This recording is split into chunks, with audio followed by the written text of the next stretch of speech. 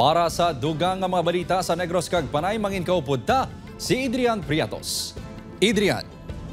Maraming salamat, Kim. Bango sa mamunog nga ulan kahapon, eksperyensyahan ang lapaw sa hawak kabaha sa isa kabulutuan sa Bacolod City. Mga estudyante na trap. Yaring balita nga itong gintutukan.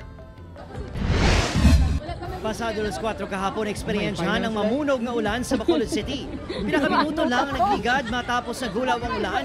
Ginbaha ang pinakabahin sa syudad Kasubong sa mga dalanon sakop sang Sigang Airport kag coastal areas. Pero sa entrance sa Generoso Villanueva Senior National High School sa Barangay Granada, ini ang sitwasyon. Lapaw sa hawak ang baha.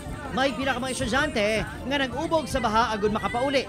Isa na diri ang grade 10 student nga si Jairo. Taga ba? Tinag-ano ka? Naga-10-10. Basi noblang ibadla kayo damo bulan jagmay basi ano sila sa baha, lumos. Ikaw yan nag-ano ka?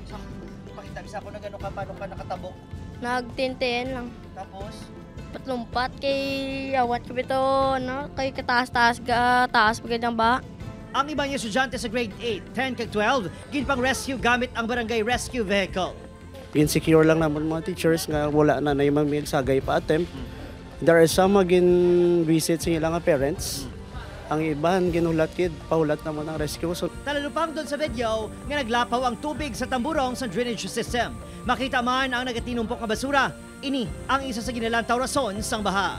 So nagbaha gid sir. So meaning ang kabataan hindi katabok. So, doon na trap gid sir gali naglag ang mga basura because may ara dira bridge. Sa dalom sang bridge daw may tamburong. So duwa lang kabilog. So, aminado barangay nga wala gid man na panghawanan ng mga basura sa lugar. First time na siya natabo sa takos ang tubig. Kag ang mga basura binagkuha, nagatumpok, nag-build up ang tubig.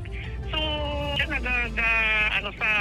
nag-bounce back sa balik sa ilang eskwelahan. Plus ang sagbot na nagbara. Kay nasangaga, ginhawanan sa pila ka mga pamatanon ang barado nga tamburong kang iban pa kaparte sa eskwelahan nga ginbaha.